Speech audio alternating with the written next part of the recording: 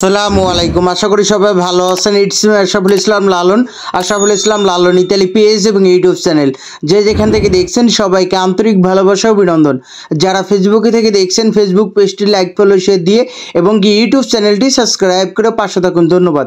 তো আজকের টপিকটি হলো যে ইতালি বিএফএস গ্লোবাল আজকে কি পরিমাণ রিটার্ন পাসপোর্ট, স্ক্যান পাসপোর্ট এবং কি নতুন অ্যাপয়েন্টমেন্ট পেয়ে বিএফএস গ্লোবালে কি পরিমাণ পাসপোর্ট সাবমিট করছে এবং কি পরিমাণ ভিসা ডেলিভারি দিয়েছে এবং কি পরিমাণ রিজেক্ট হয়েছে।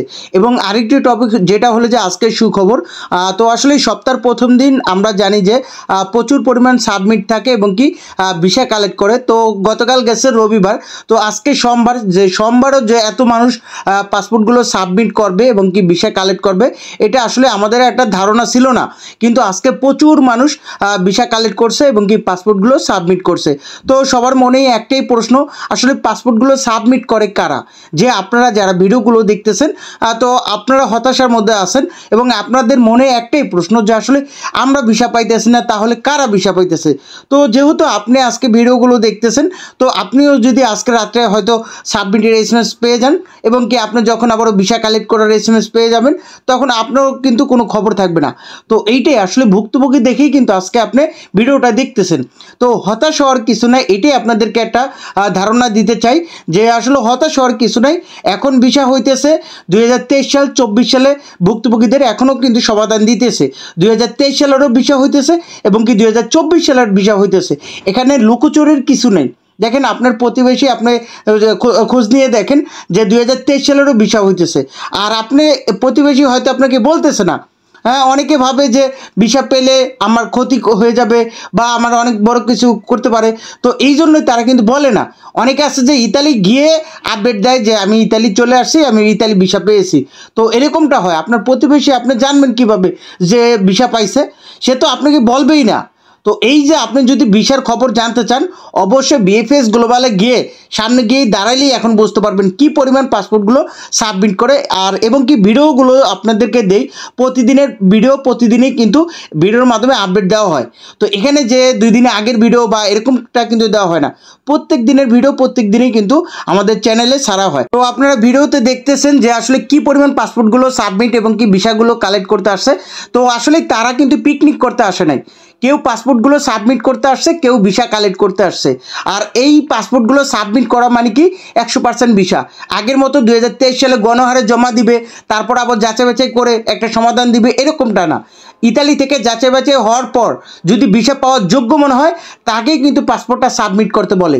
তো যে সাবমিট করতে গেছে এবং কি যে ভিসা কালেক্ট করতে গেছে উভয় কিন্তু ভিসাদারি। তো সবার মনে একটাই প্রশ্ন, আসলে যে বিএফএস গ্লোবালের সামনে যে বড় বড় সিরিয়াল লাইন, তো আসলে এখানে মানুষগুলো যায়, তো কারা পাসপোর্টগুলো সাবমিট করে এবং কি কারা ভিসাগুলো কালেক্ট করে? তো এটাই সবার মনের প্রশ্ন। তো আপনাদেরকে আগে থেকে অবগত করেছি যে 2024 সালের 22 অক্টোবরের পরের নলস্তাগুলো, যেমন অক্টোবর, নভেম্বর, ডিসেম্বর, তারপর 2025 সালে জানুয়ারি, ফেব্রুয়ারি, মানে 2024 সালের 22 অক্টোবর পরের নলস্তাগুলো সবাই কিন্তু ওয়েব ফর্ম পূর্ণর মাধ্যমে তারা 2025 সালের নিয়মে তারা কিন্তু খুব সহজে অ্যাপয়েন্টমেন্ট পেয়ে যাইতেছে। এবং কি তারা যদি নাপোলি শহরও হয় এবং কাসেত্তা শহর বা আপনার আবিলিনো শহর বা কোম্পানি অঞ্চলে যে কোনো শহরেই হোক, তারপরেও কিন্তু তাদের কোনো সমস্যা নাই, কারণ 2024 সালের 22 অক্টোবরের পরের নলস্তাগুলো একবার টোটালি ক্লিয়ার এবং কি তাদেরকে সার্টিফিকেট দিয়ে দিচ্ছে। তারা খুব সহজেই অ্যাপয়েন্টমেন্টের জন্য ওয়েব ফর্ম পূরণ করবে, খুব সহজে তাদেরকে যদি ডকুমেন্ট ঠিক থাকে তাদেরকে পেমেন্ট লিঙ্ক দিবে, পেমেন্ট লিঙ্ক দেওয়ার পর সে পেমেন্ট করবে, পেমেন্ট করার পর কিন্তু সে আবারও পাসপোর্ট সাবমিট করার একটা ডেট পেয়ে যাবে। কিন্তু 22 অক্টোবরের আগের নলস্তা যেগুলো হলো অ্যাপয়েন্টমেন্টের জন্য কিছু লোক আছে মেল করে রাখছেন এবং কি রিটার্ন পাসপোর্টধারী, স্ক্যান পাসপোর্টধারী, তো তাদেরকে ভিসা দিতেছে না? অবশ্যই তাদেরকে দিতেছে, তবে শহর ভিত্তিক। অনেকে বলতে পারেন যে 2023 সালের ভিসা দিতেছে না, আসলে 23 সালেরও ভিসা দিতেছে, 24 সালেরও ভিসা দিতেছে। এখন বলতে পারেন যে 2023 সালে জমা দিছি আমি ভিসা পাইতেছি না, কিন্তু 2024 সালে জমা দিয়ে সে ভিসা পাই যেতেছে। এখন যে 24 সালে জমা দিছে সে মনে করেন এক ভাই আপনার পরিচিত, সে হয়তো রাগুসা শহরে জমা দিছে, তো সেই শহর থেকে নলস্তা পাইছে। এখন 2024 সালে জমা দিয়ে সে ভিসা পেয়ে গেল গা, কিন্তু বরঞ্চ আপনার 2023 সালে আগে জমাইছেন নাপোলি শহরের নলস্তা, কিন্তু আপনি এখনো কোনো সমাধান পাইতেছেন না। তো এতে করে বোঝা যায় যে শহর ভিত্তিক কাজ করতেছে, যেহেতু নাপোলি শহরে ওইভাবে কাজ করতেছে না। তো বিশেষ করে আপনাদেরকে আরও অবগত করছি যে কোন কোন শহর থেকে প্রচুর পরিমাণ ভিসা এবং কি পাসপোর্টগুলো সাবমিট করতেছে। তো আজকেও আপনাদেরকে অবগত করতেছি সর্বোচ্চ যে শহরগুলো থেকে ভিসা বেশি দিয়েছে, আসলে আপনাদেরকে একটা ধারণা দিতেছি। তো নাম্বারে 1 রাগুসা শহর, 2 নম্বরে হইল পালেরমো শহর, 3 নম্বরে হইল সিসিলিয়া শহর, 4 নম্বরে হইল সিএনএ শহর, 5 নম্বরে হইল ভেনিস শহর, 6 নম্বরে হইল আরাজ্য শহর, 7 নম্বর ফজিয়া শহর, 8 নম্বর লাতিনা শহর, 9 নম্বর মিলান শহর, 10 নম্বর পদনন শহর, 11 নম্বর শবনম শহর, 12 নম্বর হইল লুক্কা শহর, 13 নম্বর হইল রোম শহর, 14 নম্বর রিমিনি শহর, 15 নম্বর বাড়ি শহর, 16 নম্বর ফজ্জা শহর। তো আরও শহর থেকেও কিন্তু এরকম ভিসা দিতেছে। এখন ছোট ছোট শহরগুলো এখন নতুন নতুন শোনা যাইতেছে। তো বিশেষ কিছু শহর থেকে ওই ঢালাওভাবে কাজ করতেছে না এবং কি প্রচুর পরিমাণ নলস্তা পাইছে, সেই তুলনায় কিন্তু ওরকমভাবে কাজ করতেছে না। আসলে এটা হতাশাজনক এবং কি সেই শহরে যদি কাজ করে তাহলে কিন্তু আমরা দ্রুত একটা সমাধান পেয়ে যাব। তবে কোরবানি ঈদের পর প্রচুর পরিমাণ তারা কিন্তু ভিসাও দিতেছে, পাসপোর্টগুলো সাবমিট করতেছে এবং কি তারা কিন্তু ধারাবাহিকভাবে কাজ করতেছে। তো অনেক আগে রাগুসা, সিসিলিয়া, সিএনএ, ভেনিস, পালেরমো এই শহরগুলো থেকে প্রচুর পরিমাণ ভিসা দিল, কিন্তু এখন কিন্তু আরও শহরগুলো থেকেও কিন্তু ভিসা দিতেছে। তো হতাশ হওয়ার কিছু নেই।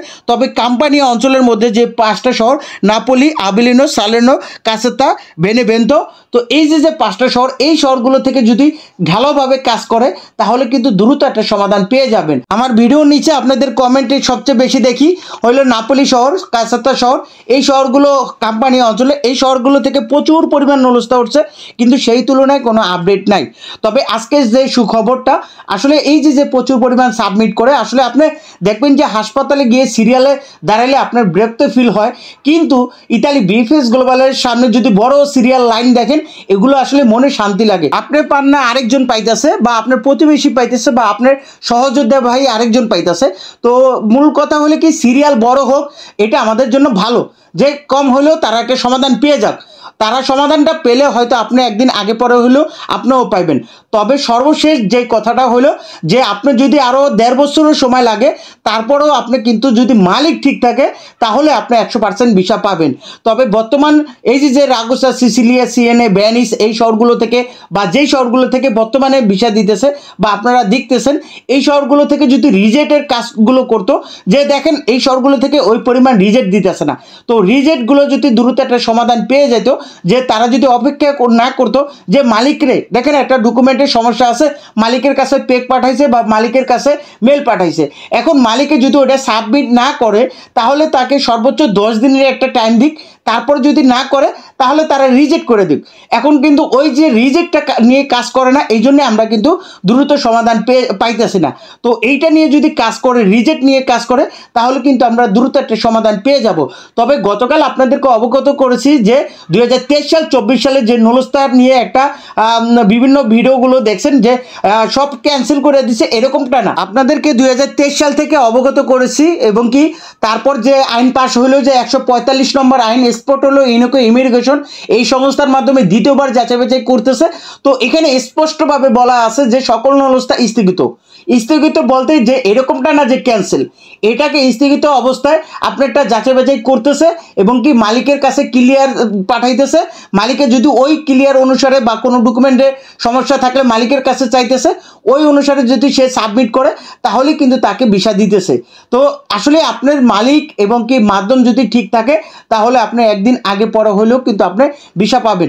এখন আরেকটা প্রশ্ন হলে যে নাপোলি যারা এবং কি কাসেতা বা আবিলিনো এই শহরগুলো থেকে কাম্পানিয়া অঞ্চলে যেগুলো, এগুলো আসলে আপনারা হতাশার মধ্যে আছেন, আপনারা মনে করতেছেন যে আপনি ভিসা পাবেন না, এইরকমটা না।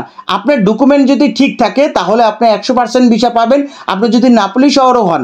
তবে নাপোলি শহর থেকে প্রচুর পরিমাণ নলস্তা উঠছে এবং কি প্রচুর পরিমাণ দুর্নীতি হয়েছে, মূলত কাম্পানিয়া অঞ্চলের মধ্যে একটু দুর্নীতিটা বেশি হয়েছে। তো এই শহর থেকেও কিন্তু ভিসা দিতেছে এবং কি সাবমিটও করতেছে, কিন্তু ঢালাওভাবে ওইরকমভাবে কাজ করতেছে না। যদি কাজ শুরু করে তাহলে আপনারা কিন্তু সবাই একটা দ্রুত একটা সমাধান পেয়ে যাবেন। আর এখন দেখা যাইতেছে ভুক্তভোগীদের জিজ্ঞেস করলেই বলে কি যে নাপোলি, সালের্নো, কাসেত্তা এই যে কাম্পানি অঞ্চলের ভুক্তভোগী আপনারা সবচেয়ে বেশি। তো আজকে কমেন্ট বক্সে এটা আপনারা লেখেন যে আসলে কাম্পানি অঞ্চলের আওতায় যে 5টা শহর আছে, তো আসলে আপনার কোন শহর থেকে নুলস্থা পাইছেন এখনো সমাধান পাইতেছেন না। আর আপনারা তো জানেন যে ইতালিতে আগস্ট মাস তারা বন্ধ ছুটি কাটায়, তো এই জন্য কাজটা আসলে ধীরগতি বা ওইরকমভাবে স্বাভাবিকভাবে কাজ হইতেছে না। তো আগস্ট মাসটা শেষ হইলে তো সেপ্টেম্বর অক্টোবর আশা করি এই 2 মাসের মধ্যে আপনারা দ্রুত একটা সমাধান পেয়ে যাবেন। এবং কি আগস্টের 30শে আগস্ট এবং কি 31শে আগস্ট ইতালি প্রধানমন্ত্রী জর্জা মেলোনি উনি বাংলাদেশে আসতেছে, এবং কি 31শে আগস্ট ডক্টর মোহাম্মদ ইউনূস স্যারের সাথে এবং কি জর্জা মেলোনির সাথে দ্বিপাক্ষিক আলোচনা করা হবে। এবং ডক্টর মোহাম্মদ ইউনূস স্যার তিনি চেষ্টা করবে বৈধভাবে কীভাবে সহজে ইতালিতে যাওয়া যায়। আর হয়তো জর্জা মেলোনি উনি বলতে পারে যে অবৈধ অভিবাসন কীভাবে ঠেকানো যায়। তো তাদের এই যে দুটি চুক্তি থাকবে তার মাঝেও যদি আমাদের এই যে 60,000 ভুক্তভোগী, এখন তাদের যে হিসাব অনুসারে তারা বলছিল যে 40,000 ভুক্তভোগীদের মধ্যে তারা 8,000 যদি নিষ্পত্তি দেয় তাহলে আমাদের 32,000 এখনও ভুক্তভোগী আছে। তাহলে 32,000 ভুক্তভোগীদের যদি নিষ্পত্তি দিতে তারা যদি এভাবে স্লো কাজ করে তাহলে আরও কয় বছর লেগে যাবে। তো এইটা যদি আমরা ডক্টর মোহাম্মদ ইউনূস স্যারের কাছে যদি সঠিকভাবে তুলে ধরতে পারে এবং কি জসিমউদ্দিন বা তৌহিদ হোসেন বা আসিফ নজরুল, তো তাদের দ্বারা কিন্তু আমাদের সামনের দিকে আগাতে হবে। কারণ কি শত হইলেও তারা যদি ওই রকমভাবে কাজ নাও করে তারপরেও কিন্তু তাদের স্যার আমাদের কোনো গতি নেই।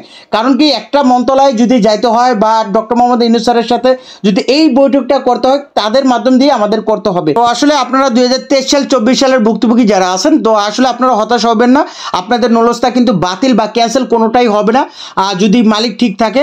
অবশ্যই মালিক যদি আপনাকে নিতে আগ্রহ পোষণ করে, অবশ্যই যদি কোনো ডকুমেন্টের প্রয়োজন হয় সে সাবমিট করবে, এবং কি সেই অনুসারে যদি সাবমিট করে তাহলে কিন্তু ওই ইতালি থেকে গ্রিন সিগন্যাল দিলে সকল ডকুমেন্ট ঠিক থাকার পরে কিন্তু আপনাকে পাসপোর্টটা সাবমিট করতে বলবে। তো এখানে রিটার্ন পাসপোর্টধারী, স্ক্যান পাসপোর্টধারী এবং কি যারা অ্যাপয়েন্টমেন্টের জন্য মেল করে বসে আছেন, তো সবাই কিন্তু একই প্রসেস। যদি আপনার ডকুমেন্ট ঠিক থাকে তাহলে ইতালি থেকেই গ্রিন সিগন্যাল দিবে ইতালি অ্যাম্বাসিকে। ইতালি অ্যাম্বাসি আবারও বিএফএস গ্লোবালের মাধ্যমে আপনার কিন্তু পাসপোর্টটা তারা কালেক্ট করবে। কালেক্ট করার পর ইতালি অ্যাম্বাসির কাছে আবারও ওটা ট্রান্সফার করবে, মানে ফরওয়ার্ড করবে। তো ফরওয়ার্ড করার পর ইতালি অ্যাম্বাসি ওটাকে ভিসা স্ট্যাম্পিং করার পর আবারও ইতালি বিএফএস গ্লোবালের কাছে তারা ফরওয়ার্ড করবে। তারপর আপনাকে কিন্তু রেডি ফর কালেকশন এসএমএস দিয়ে আপনাকে কিন্তু ভিসা কালেক্ট করার এসএমএসটা দিবে। তো হতাশ হওয়ার কিছু নয়, 2023 সাল 24 সাল উভয় কিন্তু আপনারা সমাধান একটা পাইবেন। হয়তো আপনার ডকুমেন্ট ঠিক থাকলেই অবশ্যই ভিসা পাবেন, আর ডকুমেন্ট ঠিক না থাকলে আপনি অবশ্যই রেডি ফর কালেকশন এসএমএস এর মাধ্যমে সরাসরি রিজেক্টের একটা এসএমএস এটা ধরে নেবেন। যদি আপনাকে সাবমিট না করতে বলে, যদি সরাসরি রেডি ফর কালেকশন এসএমএস দেয় তাহলে তো এটা 100% রিজেক্ট। তো আসলে হতাশ হওয়ার কিছু না, এটা আসলে সম্পূর্ণ আপনার মাধ্যমের এটার জন্য সম্পূর্ণ দায়। কারণ কি আপনার ডকুমেন্টে আপনার পাসপোর্ট ঠিক আছে, আপনি যখন টাকা পয়সা চাইছে আপনি সবই দিচ্ছেন, কেন আপনার রিজেক্ট হবেন? তো এই আসলে এটা আপনার মাধ্যমের কারণে আপনার রিজেক্ট হবেন। তো আপনার মাধ্যমের সাথে কন্ট্যাক্ট রাখেন এবং কি মালিক ঠিক রাখেন। তো আজকে ভিসার আপডেট হলো যে আজকে 18ই আগস্ট 2025 রোজ সোমবার। তো আজকে মোট রিটার্ন পাসপোর্ট, স্ক্যান পাসপোর্ট এবং কি নতুন অ্যাপয়েন্টমেন্ট পেয়ে বিএফএস গ্লোবালে পাসপোর্ট সাবমিট সংখ্যা ছিল 90টি, প্রায় মোট রিজেক্টের সংখ্যা ছিল 6টি, মোট ভিসার সংখ্যা ছিল 161টি। এর মধ্যে ফ্যামিলি বিষয় 31টি, এগ্রিকালচার বিষয় 97টি, স্পন্সর বিষয় 21টি, ডোমেস্টিক বিষয় 5টি, ট্যুরিস্ট বিষয় 4টি, বিজনেস বিষয় 1টাও না, স্টুডেন্ট বিষয় 3টি। সর্বশেষ যেটা বলবো যে আসলে আপনারা আর কিছুদিন অপেক্ষা করেন, এখন আগস্ট চলতেছে, তো আগস্ট মাস যেহেতু বন্ধ, তো সেপ্টেম্বর অক্টোবর এই 2 মাসটা দেখেন। আর যেহেতু তারা ধারাবাহিকভাবে কাজ করতেছে, এখন কিন্তু ওই আগের মতো না যে 5 দিন কাজ করতেছে বা আবারও 2 সপ্তাহ বন্ধ রাখছে, এরকমটা না। তারা কিন্তু ঈদের পর, কোরবানি ঈদের পর ধারাবাহিকভাবে কাজ চালিয়ে যাইতেছে। তো আশা করি আমরা দ্রুত একটা সমাধান পেয়ে যাব। তো আল্লাহর উপরে ভরসা করেন। তো এতক্ষণ সাথে থেকে ভিডিওটি দেখার জন্য আপনাদেরকে অসংখ্য ধন্যবাদ। আপনারা সুস্থ থাকুন, ভালো থাকুন। আল্লাহ হাফেজ, আসসালামু আলাইকুম।